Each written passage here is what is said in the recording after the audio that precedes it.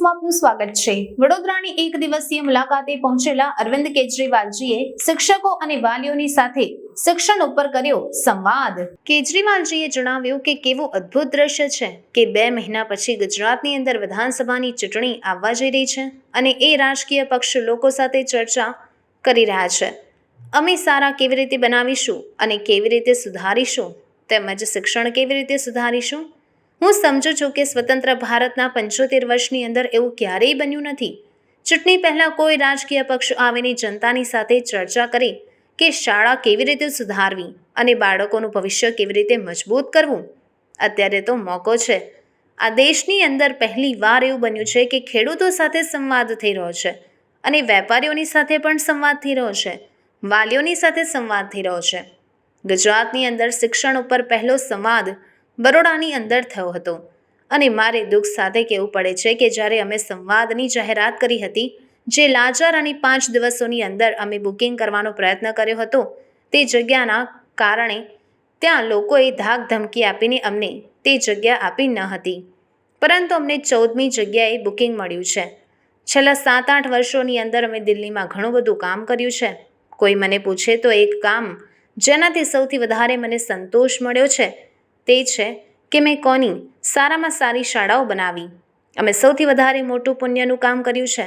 અમે બાળકોની શાળાઓ સાદી કરી નાખી છે અને બાળકોનું ભવિષ્ય પણ બનાવ્યું છે। દિલ્હીની અંદર જ્યારે અમારી સરકાર બની ત્યારે આવી જ હાલત હતી જે અત્યારે ગુજરાતની અંદર છે। દિલ્હીની સરકારની જે પણ શાળાઓ છે તે તમામ શાળાઓ હવે શાનદાર બની ગઈ છે અને જો શાળાઓ વિશે હું પોતે જ આ બધું કરીશ તો તમે કહેશો કે અરવિંદ કેજરીવાલજી પોતાની વાહવાહી કરી રહ્યા છે અને 4 લાખથી પણ વધારે બાળકોએ પોતાના નામ ખાનગી શાળાઓમાંથી કમી કરાવીને સરકારી શાળાઓની અંદર ભરતી કરાવ્યા છે, જેમ અરવિંદ કેજરીવાલે જણાવ્યું હતું। बीजेपी कह रही है कि केजरीवाल जी जानते चाहिए गुजरात है, गुजरात की जनता काफी समझू है, मफत की राजनीति के खिलाफ उसने नारे लगाए, क्या कहेंगे? 2 चीज़ें आपके 2 प्रश्न है अलग अलग। वडोदरा पे मैं एयरपोर्ट पे उतरा और वहाँ पे 30-40 लोग थे। उन 30-40 लोगों ने मेरे सामने नारे लगाए मोदी मोदी मोदी। अभी गुजरात के अंदर माहौल ऐसा बन गया है कि भारतीय जनता पार्टी को बहुत ज़बरदस्त तकलीफ होने वाली है। कहते थे कि इनकी 66 सीट ऐसी है अर्बन एरियाज में जहाँ बीजेपी कभी नहीं हारी, ऐसा क्या कहा जाता था। इस बार उन 66 सीट पे भी आप देखना काफ़ी तकलीफ इनको होने वाली है। वो सारी सीट नहीं जीत रहे वो लोग, तो जाहिर तौर पे ये लोग मेरे खिलाफ नारे तो लगवाएंगे ही, घर थोड़ी बैठेंगे।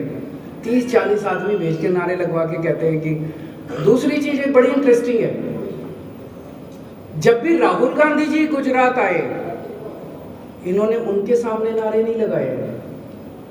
बीजेपी वाले भी कांग्रेस वाले भी केजरीवाल के खिलाफ दोनों मिलकर नारे लगाते हैं, दोनों इकट्ठे हो गए, दोनों मुझे गाली देते हैं, दोनों मेरे पीछे पड़े हैं। आपका दूसरा प्रश्न है, ये लोग कहते हैं कि गुजरात के लोगों को फ्री नहीं मिलना चाहिए। ये इसलिए कह रहे हैं क्योंकि इनको ये लग रहा है कि ये जो सारा लूट के पैसा स्विस बैंकों में ले जाते हैं, ये सारा लूट के पैसा अपने घर भरते हैं।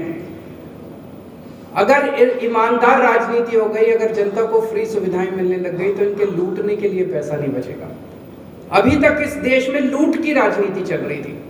जितनी सरकारें थी, जितने नेता थे, ये मोस्टली जो है वो लूटते थे, सरकारों को लूटते थे ये लोग, और सारा पैसा स्विस बैंकों में ले जाते थे, सारा लूट। पहली बार इस देश के अंदर पहली बार आम आदमी पार्टी ने ईमानदार राजनीति की शुरुआत की है। हम ईमानदारी से काम करते हैं, पैसा बचाते हैं, भ्रष्टाचार रोकते हैं, रिश्वत नहीं लेते, उससे सरकार में खूब पैसा बचता है, उससे हम जनता को फ्री बिजली देते हैं, फ्री शिक्षा देते हैं, फ्री अस्पताल देते हैं, फ्री दवाइयाँ देते हैं। अब ये लोग इसका विरोध इसलिए कर रहे हैं कि अगर इनको फ्री देना पड़ गया तो इनका लूटने का पैसा हो जाएगा। तो एक चीज गांठ बांध लो, जो आदमी कहे कि फ्री सुविधाएं नहीं मिलनी चाहिए, समझ लेना उस आदमी की नीयत में खोट है। केजरीवाल जी जैसे भगवत मान जी को प्लेन से तो उतारा गया था, क्या वो बात सही थी? पिछले 6 महीने में मान साहब ने जो काम किए हैं पंजाब में 75 साल में किसी सरकार ने नहीं किए। पिछले 6 महीने में जितनी कट्टर ईमानदारी, आज 75 साल के बाद पंजाब को एक कट्टर ईमानदार और मेहनती सीएम मिला है। 6 महीने में उन्होंने 100 मोहल्ला क्लिनिक बना दिए, पंजाब के लोगों की बिजली मुफ्त कर दी, 17,000 नई नौकरियां निकाल दी, 8,000 टीचर पक्के कर दिए। इतने सारे काम भगवंत मान ने किए हैं कि इनके जो विरोधी हैं उनको उनके कामों में कुछ कमी दिखाई नहीं देती, तो अब कीचड़ फेंकते हैं कि मान साहब ने, सब झूठ है, सब बकवास है। मैं वो बेचारा आदमी लगा हुआ है पंजाब के विकास के लिए, उसको रोकना चाहते हैं ये सारे विरोधी मिलके। जनता देख रही है, जनता उनके काम से बहुत खुश है। मैं उनसे ये पूछना चाहता हूँ सारे विरोधियों से, अगर भगवंत मान 6 महीने में बिजली मुफ्त कर सकते थे तो इन दूसरी पार्टियों की सरकारों ने 75 साल में बिजली मुफ्त क्यों नहीं करी? ये सारा पैसा लेके कहाँ चले गए? पंजाब का पैसा किसने खाया?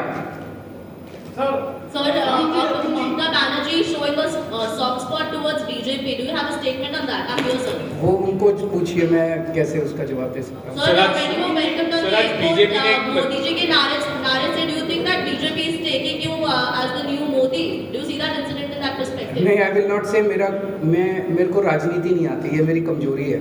मेरे को जनता का काम करना आता है। मेरे से बिजली मुफ्त करवा लो, मेरे से स्कूल बनवा लो, मेरे से अस्पताल में। गुजरात में आके पिछले 6 महीने से 1 साल से जब से मैं गुजरात आ रहा हूँ, मैं क्या कह रहा हूँ? मैं आपके बिजली 24 घंटे कर दूंगा, मैं आपके फसलों के अच्छे दाम दूंगा, मैं आपको महंगाई दूर कर दूंगा, मैं आपके बच्चों को रोजगार दूंगा, आपके लिए अच्छे स्कूल बनाऊंगा। ये पार्टियां कोई बात नहीं कर रही जनता की। ये कह रही है केजरीवाल कमीना है, केजरीवाल ये है, केजरीवाल वो है। ये केवल और केवल मेरे को गालियां दे रहे हैं, मेरा विरोध कर रही है। सर, आज बीजेपी के गौरव भाटिया ने एक प्रेस कॉन्फ्रेंस की थी और उन्होंने कहा कि करणजीत सिंह लांबा उनको काउंसिलर की टिकट दी गई थी और वही वो है, और वो वही है। अरे जेल क्यों नहीं भेजते हैं? नौटंकी क्यों करते हो? अगर किसी ने मैंने कहा जिस दिन हमारी केंद्र में सरकार बनेगी, ये हम सुबह से शाम तक प्रेस में बैठ के नौटंकीबाजी नहीं करेंगे। जो दोषी है उसको पकड़ के जेल भेजेंगे, जो निर्दोष है उसको बिल्कुल वो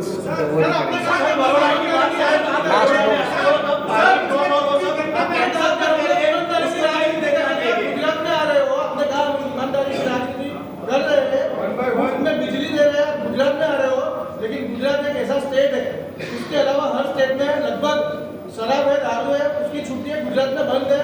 तो क्या गुजरात की जनता के लिए आप ये वादा कर सकते हो कि दारूबंदी हमेशा के लिए कर दोगे जब सरकार बनती है आपकी? जो आज सिस्टम है, दारूबंदी का सिस्टम है, नशाबंदी का सिस्टम है, उसको लागू रखा जाएगा, लेकिन उसको लागू किया जाएगा। अभी जो इलीगल तरीके से अभी सारा धंधा इन्हीं का है, सब जानते हैं। 10-15 हज़ार करोड़ रुपए का धंधा इन्हीं लोगों का है, इन्हीं के लोग करते हैं, सारा प्रॉफिट इन्हीं को जाता है। ये नहीं करेंगे हम। अपनी पार्टी दारू बेच के नहीं चलाते हैं, ये लोग चलाते हैं। हम अपनी पार्टी ईमानदारी के पैसों से चलाते हैं।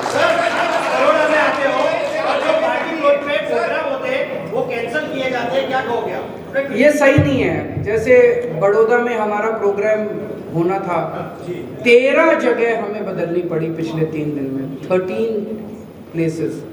यहाँ पे हमने फिक्स किया, उसको फ़ोन करके धमकाया इन लोगों ने। यहाँ फिक्स किया, उसको फ़ोन करके धमकाया कि केजरीवाल का प्रोग्राम नहीं होने देना, आम आदमी पार्टी का प्रोग्राम। ये जनतंत्र के लिए सही नहीं है। हम लोग एक दूसरे के दुश्मन थोड़ी हैं, हम पक्ष और विपक्ष हैं। इस तरह से हमें एक दूसरे ये गुंडागर्दी है, और इसी वजह से आज गुजरात की जनता इन लोगों की गुंडागर्दी से परेशान है। ये केवल मेरे साथ नहीं किया इन्होंने, मैं तो छोटा आदमी हूं तो भुगत लूंगा। गुजरात की जनता इनकी गुंडागर्दी से परेशान है। गुजरात की जनता के साथ ये रोज गुंडागर्दी करते हैं। Thank you.